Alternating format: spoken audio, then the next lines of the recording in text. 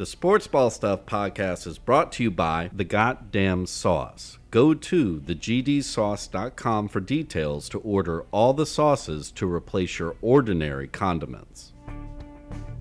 Pulpery Media presents Sports Ball Stuff with your hosts, Brock and Ben. This is where we discuss the major sports stories that intrigue us and the little stories that enrage us. Let's start out with some good news. Yes. Go ahead. Notre Dame extended for another 6 years. So, You're on for the next decade, Marcus Freeman is going to continue building his program, which is a fucking smart-ass move. I'm jealous. Is that what I said? Yeah. I think my text message was, I'm jealous. And my dad's response was, fuck the Bears. Because the Bears were trying to poach him. Yeah, there's no way. That was in the rumor mill. There's no way that he leaves at this point, right? No. Right, I don't think so. He'd have to drive that program into the ground, but I'm talking voluntarily. Yeah. So the Athletic put it very, very succinctly, which was, and I loved it too because they threw in a jab on Ohio State, but they said the only reason Freeman would leave Notre Dame is if Ohio State offered him the job. That ain't never happened. But then they said, but Ohio State is firmly behind Ryan Day, even though he's lost to Michigan 4 in a row. Correct. He is Brian Kelly at Jace. Yeah. He really is. So and Brian Kelly's not doing anybody any fucking favors. No. But go ahead. Yeah, again, and they're still in the top 5-ish for recruiting for that.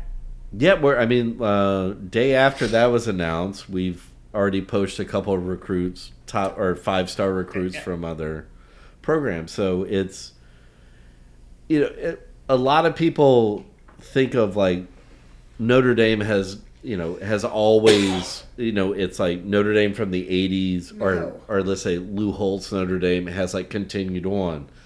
Here we go. The answer to this question, when was the last time we won a national championship? 87. Okay. All of those people can shut the fuck up.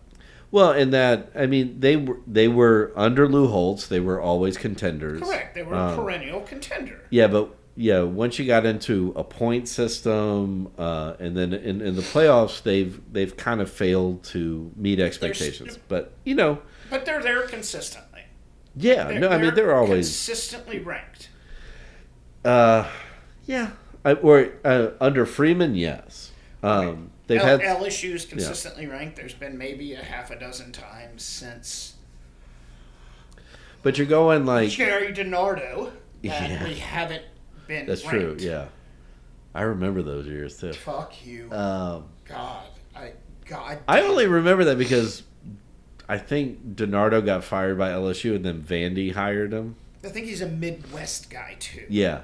But again, not to make this all about Notre Dame, but and not to be like, oh, poor Notre Dame or anything like that. But Notre Dame has been missing, particularly when they went all in on Charlie Weis. Yes. Charlie Weis was that. Not a good recruiter, nor a good coach at that too. And then he went away after Notre Dame.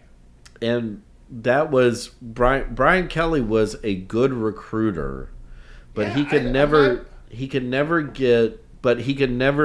compete with, say, an SEC program or even top Big Ten programs.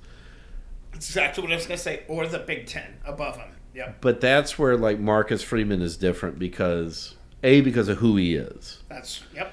And he's put it this way. He's young, or one of my favorite fan made T-shirts that Notre Dame has is "Our head coach is hotter than yours," which he's a beautiful man. He is. He's gorgeous. A beautiful young man. Yes, but image and selling, and he's him and his team have figured out the portal to perfection. Don't worry, I was going to get there. What people always don't take into account in all of this is the stringent academics Yeah. that it takes to get into that school. No, that's one of the things that Brian Kelly was happy to join LSU for, because he didn't have to deal with the academic standards. And he's still he can recruit, don't get me wrong, but his coaching is killing his recruiting. Well, and now he can't keep recruits. No. So here we go. You ready for my high horse here? Yeah, let's go. Good for Notre Dame, and I hope they do well in the playoffs. Yeah. Never mind. I'm not gonna look ahead past the first. It's going to be a tough road, no matter what. But yeah, I mean they're one of those, and understandably so. I agree with some of the, average pundits and high up people of their strength of schedule proved out. It got weaker as the year went on. Right, but you can only play who's in front of you. Correct. Yeah, I get it. We still beat Texas A&M at home. Correct. We mopped the floor with USC. Correct. We in an odd year when both the military programs were ranked. Army just finished with one loss. Yeah. Right? They didn't lose to Navy. No, one loss. They lost to Notre Dame. Correct. We and both Army and Navy came into South Bend, or we went to them undefeated. Undefeated, right? And we mopped the floor with them. Okay, great. We also had the highest points score. We were leading in points overall. But it's Alabama who lost 3 games, who's bitching about getting in the playoffs. Well, that's the problem with the SEC now. I'm an SEC. Every SEC school feels that they should be granted automatic entry into everything. Why do you think Texas and Oklahoma joined? Yeah, I get it. Yeah. But they've also diluted to the point to where the overall SEC product right now is going to diminish. And Texas is up here, but you're right. Everybody else has 2 or 3 losses. And again, Georgia. I'm just coming back to Freeman for a second, which is, for some reason, a lot of the established programs, and this includes Brian Kelly, but also Dabo Swinney. Yep. I fucking hate that name. Who's the kid in Georgia? I call him a kid.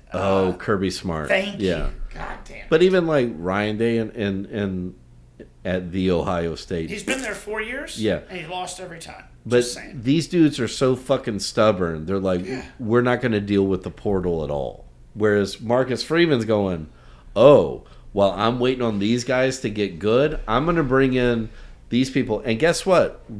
Every one of our games is nationally televised. Well, so that's where I was headed. That's exactly right. Yeah. You're Notre Dame, nationally televised. You still have a contract with NBC? Yeah. Got extended this year. You're going to be on national television. It's I think the Northern Illinois game was on Peacock, but I think because that was at home. But I mean, every one of our games was on national television. National. Whether it was NBC, CBS, or ABC. Correct. Yeah. They're going to recruit. All right, here's my thing. And guess who else loves us? Kirk Herbstreit. I'm just saying. I mean, if Herbstreit loves you, did his dog love you? His dog loves everybody. His dog's dead. I know. Poor it's sad. Thing. Yeah. God, he's a yellow dog. He's a beautiful yellow dog. I want a yellow dog like that, but I don't want all the hair in the house. So you get a golden lab retriever. Correct. Yeah. Couple of things. I think it was Marshall that has to drop out of their bowl game because they lost 25 players to the transfer portal. Where their coaches jump into Southern Miss. Correct. Which I kind of want to go that's not really a promotion. From Marshall? No, yeah, it's not. Yeah. That's kind of a dumb move, I think. No. Southern Miss is Brett Favre and nothing else. You're Marshall. You're topping the MAC. I don't get that. No, you have way more history than fucking Southern Miss. Yeah, it's more people know Marshall than they do Southern Miss. Exactly. It's not a There's a movie about Marshall. It's not a lateral move, as they say in the corporate world. Yeah. No. And then so because he leaves 25 recruits big. Right. So think about that. You're just Marshall in general, right? The college, the school, the other players, not on scholarship, walk-ons, whatever. Don't get to play in a bowl game. And these are kids who know that they're not going to be playing in a Big 6 bowl game, right? But they're going to be playing in a bowl game somewhere. That now can't do it because of the transfer portal. Yeah, no, I get it. Maybe it makes sense, but it needs to be tweaked because this is multiple years in a row where teams are like, we can't field a fucking team because everybody. Well, first off, 86th. it should be you can't. A coach cannot sign a new contract until the national championship is done. Exactly. Like that. Like the NFL. Right. Exactly. Yeah. Season's got to end, and then you can go out and start interviewing. If not, then you get sanctioned. Yeah. Okay, exactly. There, we fixed it. We're just two cats in New Orleans. We fixed that. Yeah. All right. When you add the NIL on top of that, correct. Yeah. It creates chaos. And I'm not saying this as a fucking sore loser LSU fan. I don't give a fuck. Whatever. We're like, we will win national championships, and we have like once in a generation quarterbacks that come through here. Fine. But so it's I'm going to use a baseball reference here in that. Yes, so there were when free agency started. What year was that? Early 70s? Yeah. Okay, that's what. But it wasn't Kurt Flood. It was some random ass dude. Yeah, no. But the story is it's Kurt. Well, I mean, he was the one that brought suit against the MLB, right? But it wasn't him. It was. It was really the man behind the scenes, Marvin Miller, the executive director of the Players Association. Yeah. Associate. Never mind. Go ahead. We'll go down. Stop. But so there were teams once free agency was legal, and they stopped the anyway. The slave clause. Yeah, or the that clause in the contract. That's what it was. So, but there were Cardinals included, where like Gussie Busch was like, "I'm never paying money for anybody." No, and everybody was like that. It took a young man from Cleveland who bought a team, who then decided, fuck these dudes, I'm using free agency to my advantage, and I'm going to snatch up all these players. That man, George Steinbrenner, got himself two world I know. I'm just saying, granted, we are probably the only people that listen to this. But anyway, I know that. And so you have these coaches primarily in the SEC right now, but throughout college football who are like, we don't give a shit about the portal. And what it's going to take is like guys like Marcus Freeman and several others, like Oregon's doing it as Colorado's doing it. Yeah. Working the transfer portal. Yeah. And again, that doesn't mean that you don't recruit, but it means instead of having to wait 3-4 years for your recruits to hit their prime. No, you redshirt them, you bring in a junior that can do it. Yeah, you pepper in these NIL guys. So, are these portal guys. Brian Kelly, portal NIL work hand in hand. No, they do, but that's not the same thing, though. No. But that's where, like, again, like programs like LSU should be working the portal like crazy because you're on ABC or you're on ESPN or ABC every fucking week. The handful of kids that leave the state to go somewhere else, now they've got the portal and they can come right back. Exactly. Here we go. Right, but that.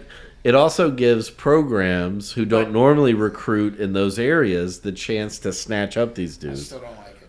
Like Notre Dame. And that's what I love about Marcus Freeman, in that he's expanding his recruiting base. Juggle. Right. Yeah, no, Brian Kelly. But he also, it's like he's worked the portal to do the interim. And Notre Dame, well, no, never mind. I was going to say they're not strapped for cash. No, they are not, no. So LSU isn't either. No, exactly. The following segment has been brought to you by The Goddamn Sauce. Go to thegdsauce.com for details to order all the sauces to replace your ordinary condiments. The Sports Ball Podcast is a production of Pulpery Media, produced and edited by Ben Grimion, marketing by Brock Ryder, graphic design by Beck Ryder and Ben Grimion, music by the Heisenberg Compensators.